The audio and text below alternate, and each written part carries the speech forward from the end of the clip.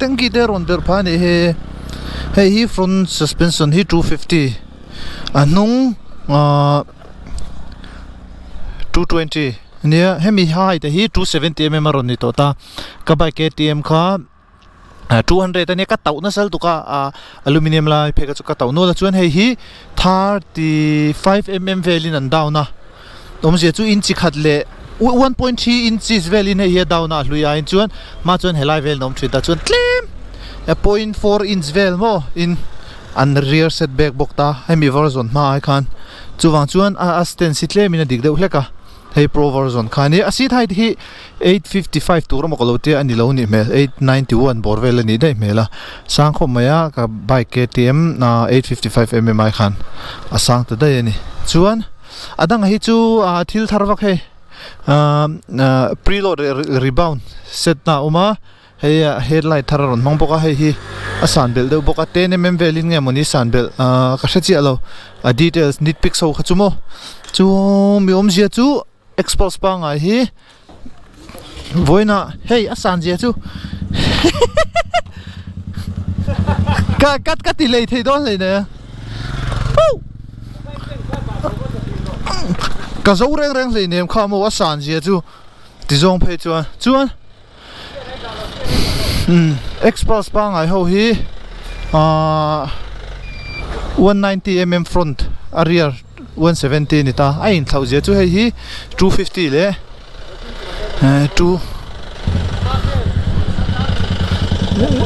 250 ne ma he no hi 220 moni chiang lo a thui lu tu Yamaha tenere hawai khan ai lo zo a suspension travel here thui zo khane chuwang chuan a thlo pui thei mo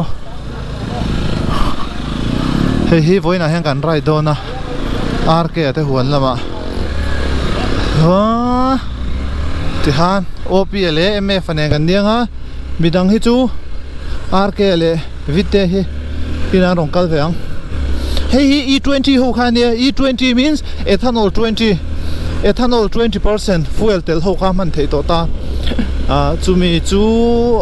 ngatinge E20 ti khan ti chuan ama hian E10 ho hi om to ta chuan E10 means ethanol 10 kan fuel a hian 100% fuel fossil fuel ni lawin fuel 80%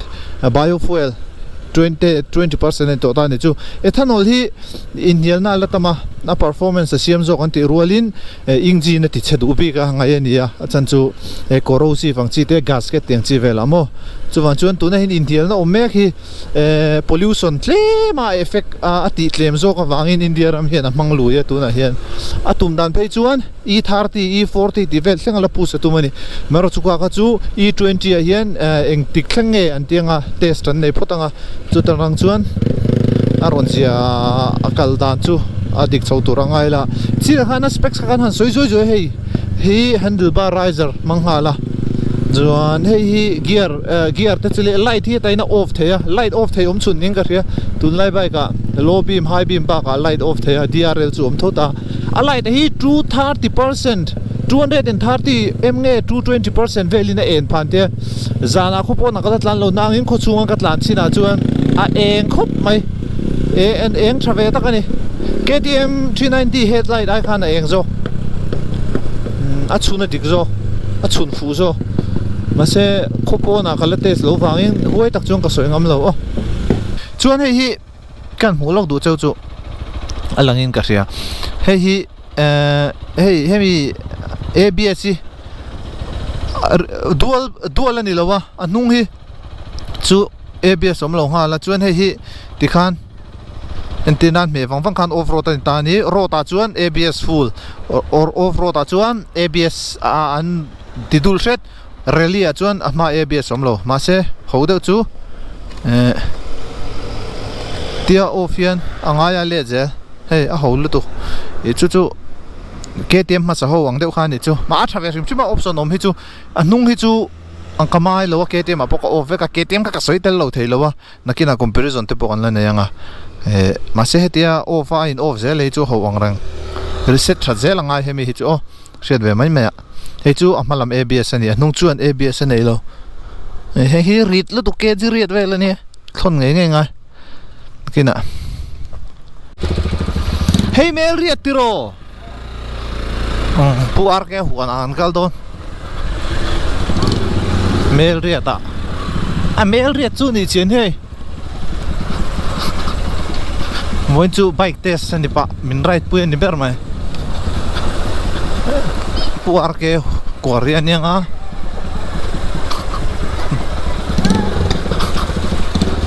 nãy liên tục chơi lần này sao còn tiếc rất đằng còn mà mi em efral thế mà the two wheeler doctor khane expulse a gear khu clutch la fu lo wina lang chin lo wa kala man che si lo wa config rat mà nên đã lose de vila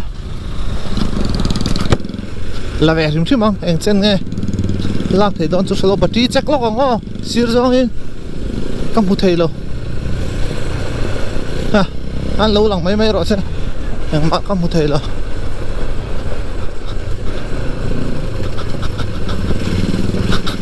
à mệt tiếng lung rót chút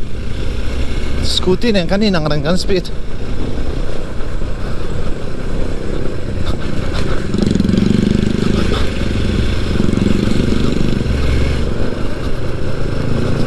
công chế phát khi lâu lâu ạ công nuông từ hiện cảnh sinh thập bur mấy ạ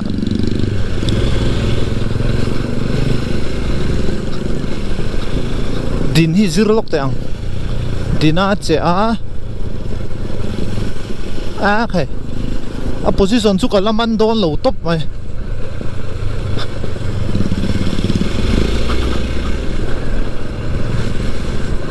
chuta nal po tangai ne he các bạn này năng lâu đó rồi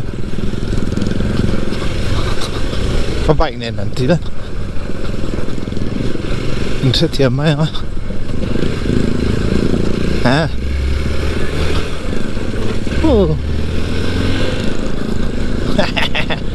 power slide kan tu này cái là thiềm rồi này ha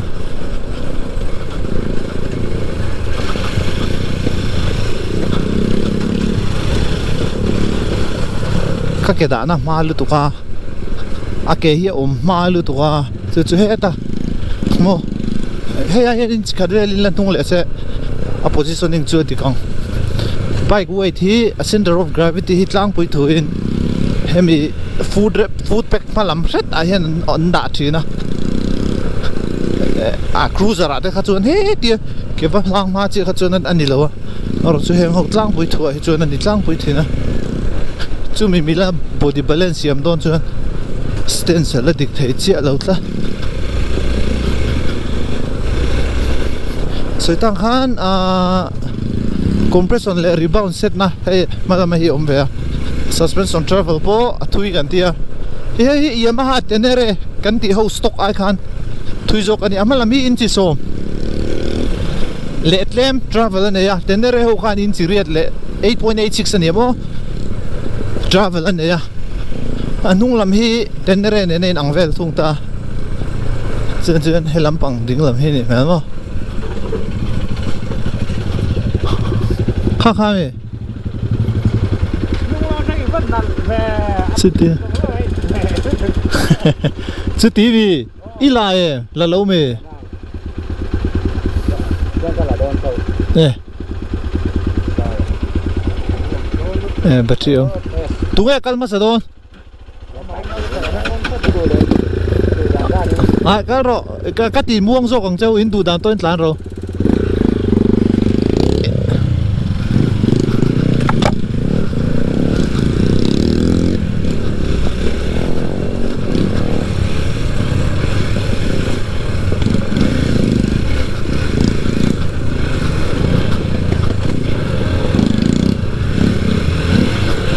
lúc lão vắc lão in cắt lán thầy tôi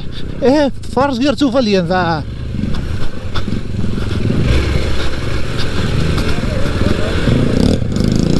lúc lão vắc lão in hay chú khal thầy ta chú po này là ui om lu tục lão ui om lão hẳn thia ren lão ni lão in bike chú có đua ta asen ni na ang khal chú zirna turan hay chú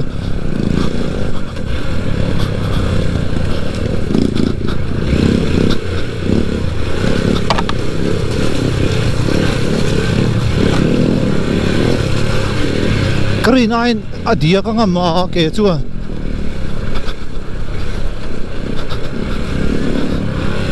angam tlat mai dia a thale mai stock chu nobi ni lo dio ka tlan na hi ka te hi nobi ni hria ta ta ava fal ve eo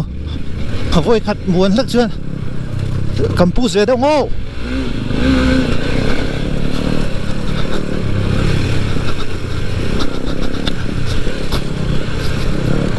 Heus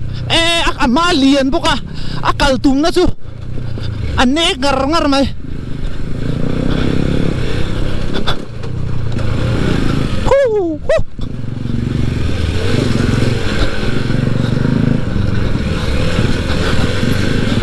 kabana kham kalau fit vak lo ne he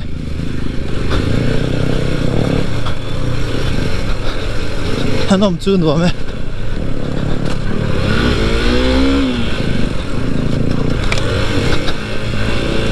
Forrest Gump chu valian va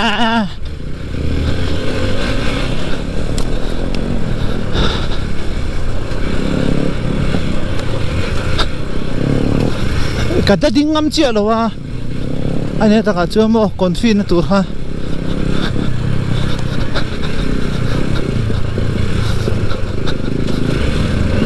phone lo za rizia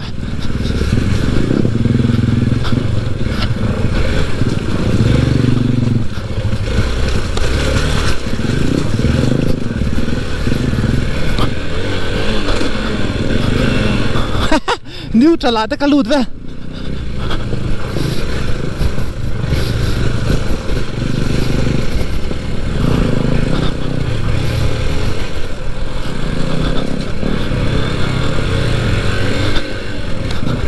phone la chen rai khopa lak ma lo ko chiang ha ne mo lo ko mai ro thian teu ka la man lo sorry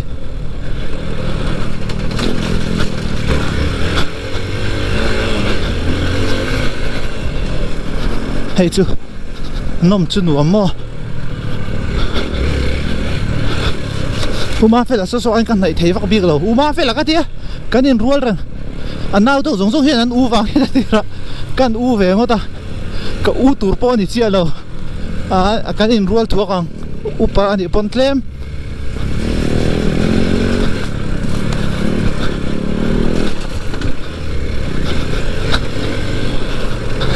cắt lá lo ka phút te ka chang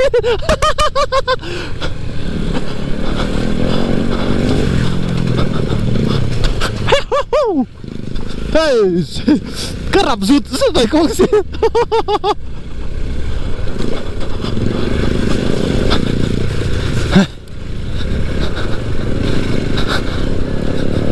ka ha lutuk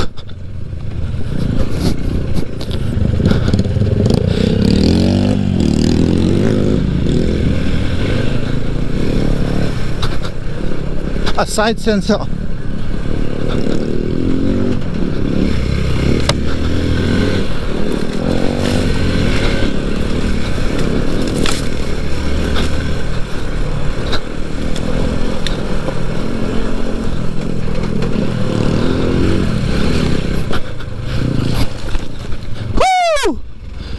safe chu thava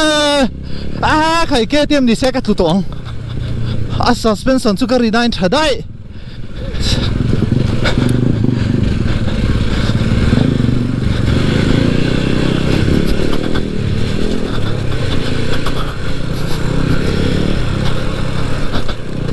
JCB numa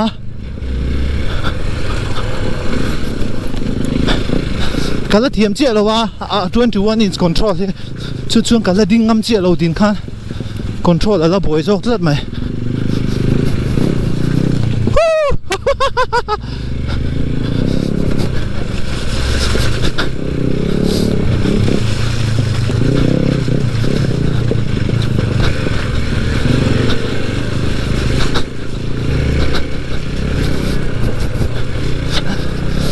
halum kabana khamtani off road tak tak lo lat la ngai lo la me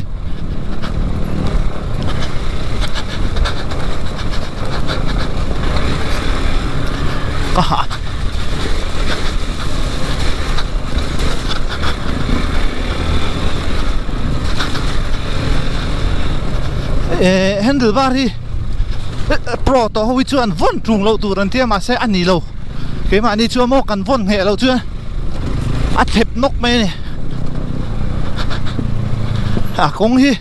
toy te ni dong mo ka te nuam ha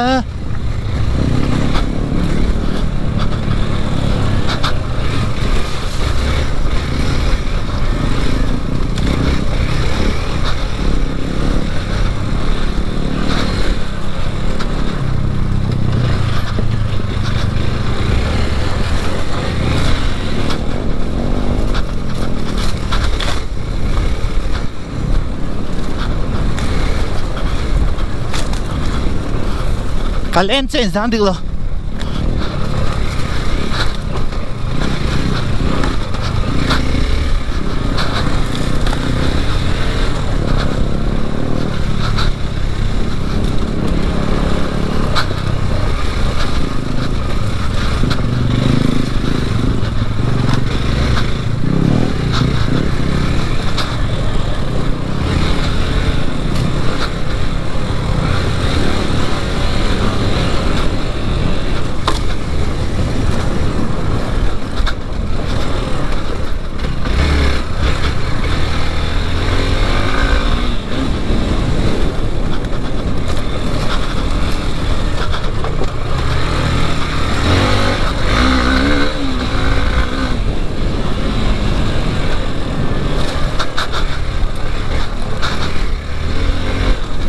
kong chu ti boka ti man lo no tu soi tang ha 21 in sau he tiang hian kala pus pui lo wa akal tum na hian anger tlata kong khuar chu ngam nge ya ma ha anger na lu tu ka ba na kham du kala kon fi lo a kon hemia akal akira dan tur lon dan tur side walin mo chuan ba ka hei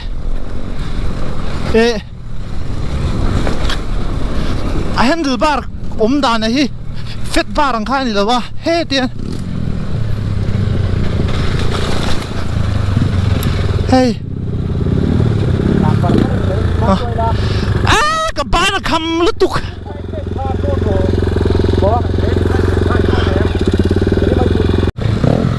han tlan le do se ta ha kong câu chu lon chaka ma ha tia hem mo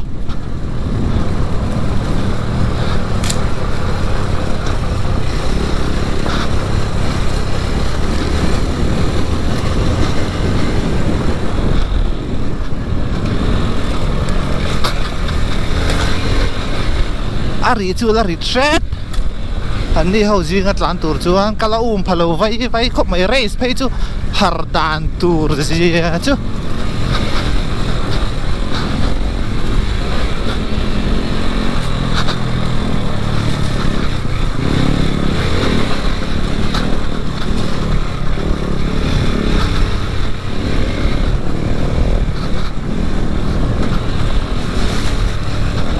front travelจูsuspensionจู KTM hey lok to turang mo KTM kha ka khalna sadber ania ka compare lo thei lo anga tingai lo te the khatianga alok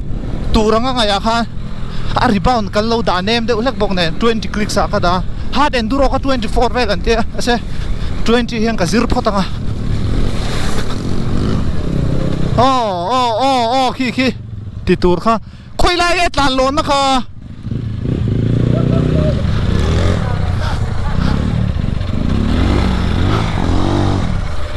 นัวมันตีโอ้กันไปเอ็นซีนให้ลายเห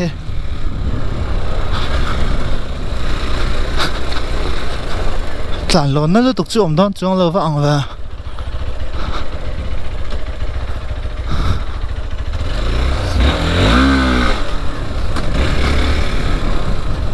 ให้จูผู้อาร์เกกงข้านี่เจริญกับเจ้าเรา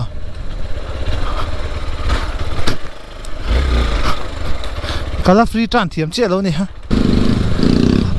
ค่อยเงี้ยกว่ารี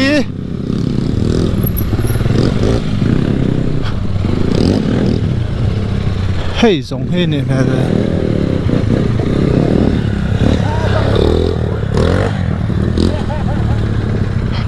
จำนะตัวรอมเรา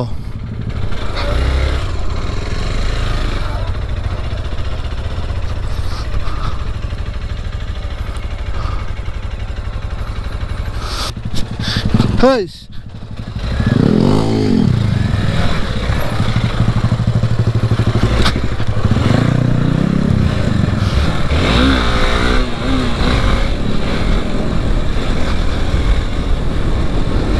camera angle ที่เราเช็คแล้วว่าดิกตัวเราข้างไง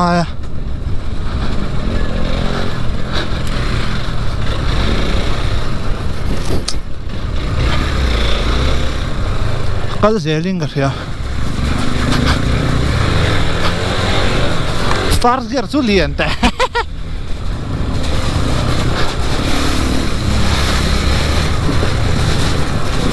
เอ็มมี่น้องตัดล้านจากเรา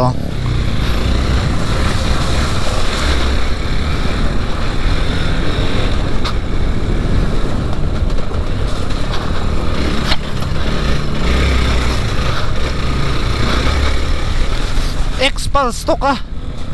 no bi vua race pa ka ngai sang ta le me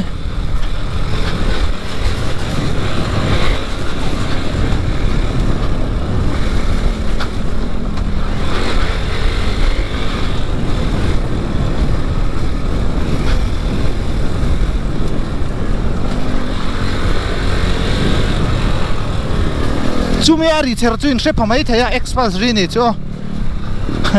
makkatia maha expulse rian yen tia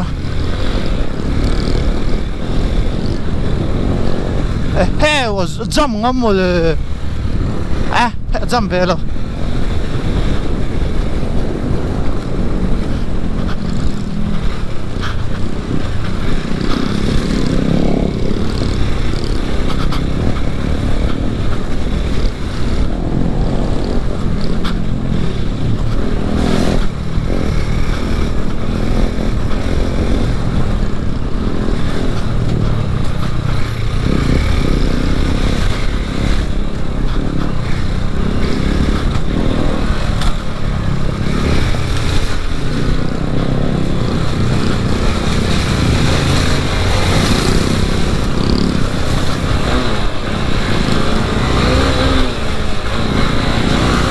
tiếng hi ka ngam chi